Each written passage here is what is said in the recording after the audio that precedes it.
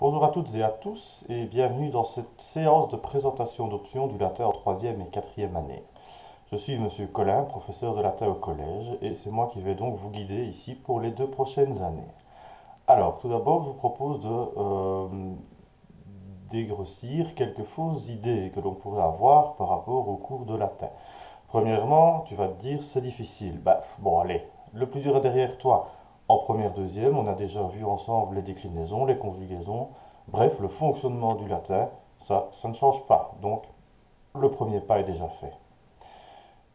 Tu vas te demander, ben tiens, je n'ai pas fait de latin en deuxième, donc en troisième, je vais être perdu. Pas de panique, en troisième, le cours reprend à zéro, donc tout le monde peut venir nous rejoindre. Et chaque année, c'est le cas. Des élèves arrivent en troisième, n'ont pas fait de latin en deuxième, et souvent, ça se passe très très bien. Donc, pas de panique, on le sait. Enfin, tu vas te dire que le latin est une langue morte, que c'est quelque chose qui est inutile, qui ne sert à rien. On va voir que le latin a encore bien des choses à t'apprendre. Pourquoi faire du latin? Eh bien, premièrement, au niveau de l'étymologie, c'est-à-dire la connaissance du vocabulaire.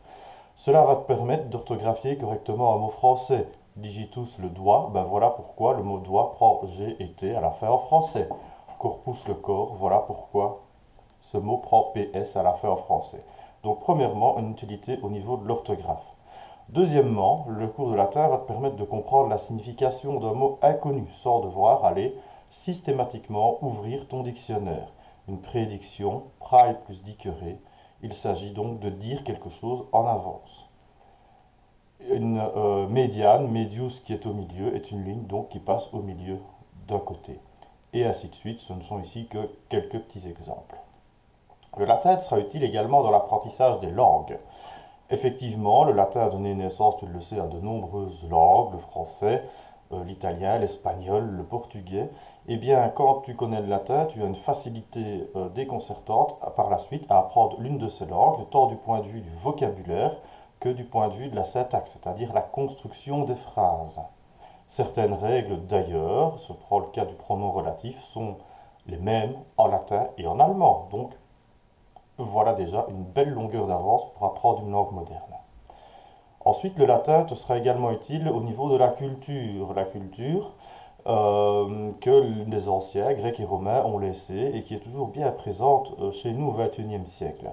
On va se poser différentes questions. Comment vivaient les Romains? Qui étaient-ils? Quel dieu honoraient-ils? Comment se divertissaient-ils? Etc. Ça, de la culture pure et dure, si j'ose dire. On va ensuite voir que la culture gréco-latine a laissé pas mal de références dans notre société moderne. Regardez ici, par exemple, deux images trouvées sur les réseaux sociaux et grâce à ce que nous allons étudier en classe, eh bien, on va pouvoir comprendre en réalité que tout en bas à gauche, le bonhomme qui semble jeter une assiette dans le lave-vaisselle, ben, ne jette pas une assiette, en fait, c'est un lanceur de disques aux Jeux Olympiques. Évidemment, une analogie a été faite avec un appareil de notre société moderne. Tout ça, on va apprendre à décrypter et un petit peu à voir quels sont donc les impacts, les traces que la culture latine a laissées dans notre société actuelle. Alors, donc ici, il s'agit grâce au latin et à la culture de comprendre la présence de l'Antiquité dans notre société moderne et de voir ce que cette culture a encore à nous apprendre et également d'élargir évidemment ta propre culture générale. Le latin peut être utile également dans le domaine des sciences et des techniques. Alors, selon deux aspects. Premièrement, au niveau de la méthode que le latin va t'apporter. Le latin, le latiniste, c'est quelqu'un qui est réputé pour être quelqu'un de très droit, de très méthodique, de très rigoureux. Traduire une phrase latine, c'est adopter une démarche scientifique, c'est-à-dire qu'on va observer la phrase, se poser des questions, est-ce que tel mot est le verbe, tel mot est le sujet. Il va falloir faire des hypothèses, confirmer nos hypothèses grâce à l'outil grammatical et ensuite traduire. Donc on fait une expérience. Le latin te sera également utile en sciences dans le vocabulaire, notamment pour classer les plantes, pour définir des découvertes anatomiques, pour classer des éléments chimiques, pour comprendre certains termes de la biologie, etc. Donc des apports ici qui vont te permettre de mieux comprendre ton cours de sciences et de mathématiques, de géo, d'histoire, etc. Enfin, le latin est utile dans un contexte de mondialisation. Environ 50% des termes anglais proviennent du latin. Ça, c'est les linguistes qui ont fait des analyses et qui l'affirment. Regarde plutôt delete. Ben, délérer en latin veut dire effacer. Donc la touche delete de l'ordinateur veut dire simplement effacer. To expect, expectare en latin, attendre. Et ainsi de suite. La liste ici, évidemment, n'est pas exhaustive. Il y a une quantité de mots anglais qui proviennent du latin. Alors, voici pour l'utilité du cours de latin. Vous allez me dire maintenant, mais que fait-on exactement dans le cours? Alors, le cours de l'année prochaine est un cours de 4 heures semaine. Donc, on va voir de la langue, on va voir de la culture. Les deux aspects seront bien présents. Voici quelques-unes des thématiques que nous allons aborder.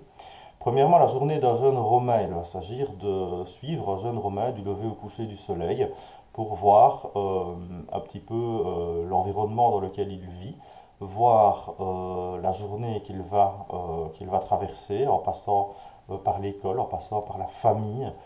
On va également parler de la médecine antique. Alors, comment opérait-on à l'époque? Quels étaient l'état des connaissances médicales? Il valait quand même mieux avoir le cœur bien accroché en cas d'opération. On va parler de nouveau de l'éruption du Vésuve à travers une lettre de Pline le Jeune, un des rares témoignages de l'éruption en question. On va voir pourquoi les habitants de Pompéi n'ont pas fui directement. On va voir également qui ils étaient, comment ils vivaient, euh, etc. On va parler de fantômes. Il y en avait déjà visiblement à l'époque. On va se faire un petit peu peur. On va parler d'esprit. On va parler de vie après la mort, de croyances un petit peu particulières dans l'au-delà. On va parler de cuisine également parce que la cuisine romaine n'était pas tout à fait la même que la nôtre. Donc là, ici, on va traduire une recette de cuisine romaine. Évidemment, on la mettra en application tant qu'à faire. Un petit top chef sera le bienvenu. Ensuite, on va se plonger dans le quotidien d'une rue de Rome. Si ton bus est bondé pour venir à l'école le matin, eh bien, à l'époque, il y avait déjà aussi des embouteillages dans les rues. Donc on va vraiment se plonger dans le quotidien d'une rue romaine avec le trafic, avec les ordures qui étaient présentes dans les rues, qui jonchaient le sol, avec le type d'habitat, avec la pauvreté présente parfois dans les grandes villes de l'Antiquité. Enfin, on traduira une histoire de mythologie, celle de Dédale et Icare, qui nous raconte la fabuleuse histoire d'un père et de son fils qui tentent de fabriquer le premier avion de l'histoire. Ça marche ou ça marche pas, surprise. Enfin, en bonus, parce qu'un cours de latin, ce n'est pas seulement que quelque chose qui se fait en classe, on va faire un atelier cuisine, comme on vient de le dire dans le cadre du chapitre sur la cuisine romaine. On mangera évidemment nos préparations. Là, c'est un voyage qui promet d'être culinairement assez intéressant et déconcertant. On va s'initier aux méthodes d'écriture de l'Antiquité. Nous allons écrire sur des supports et avec les moyens d'écriture du jeune romain de l'époque. On va aller visiter une exposition en fonction de celles qui sont présentes, sur la médecine, les gladiateurs, Pompéi, ça on verra bien ce que l'actualité culturelle nous réserve. On pourra aller voir une pièce de théâtre, etc. Donc, des activités qui font que le cours ne se passe pas que en classe. Un an sur deux également, un voyage en Grèce est organisé pour les élèves de l'option latin-grec, latin et ou grec. Alors c'est une occasion unique ici de découvrir un pays absolument magnifique, de découvrir un pays durant une semaine, un pays sous deux aspects, l'aspect de l'Antiquité évidemment, et aussi la Grèce moderne, avec ses habitants, sa nourriture, ses paysages, son climat. Ça vaut la peine. Pour conclure, en latin, eh bien, nous t'offrons ici un excellent tremplin si tu envisages par la suite des études à caractère scientifique. Que ce soit la bio, kiné, médecine, vétérinaire, ingénieur, architecte, eh bien, le latin, par son vocabulaire, par sa méthode, par sa rigueur, par sa capacité d'apprentissage, va vraiment être un réel plus pour toi. Des études de langue, qu'elles soient modernes ou anciennes, ou encore des études plutôt à caractère humaine, le droit. Il faut savoir qu'en droit, tu auras un cours de droit romain, donc le latin là est quand même assez important, étant donné que le droit actuel provient en grande partie du droit laissé par les Romains. des études d'histoire, des études de sciences politiques, de psychologie, de philosophie, d'instituteur, quand même pas mal de pouvoir maîtriser correctement sa langue française, des études de secrétariat, des études de tourisme, etc. Donc voilà un petit peu ici des domaines dans lesquels un cours de latin te sera directement utile et sera un réel plus pour toi par rapport à tes condisciples. Si jamais il te reste des questions, ben je t'invite à me contacter, soit sur Smart School, soit à l'école, soit par mail, par téléphone, peu importe. Et surtout, j'espère, à l'année prochaine.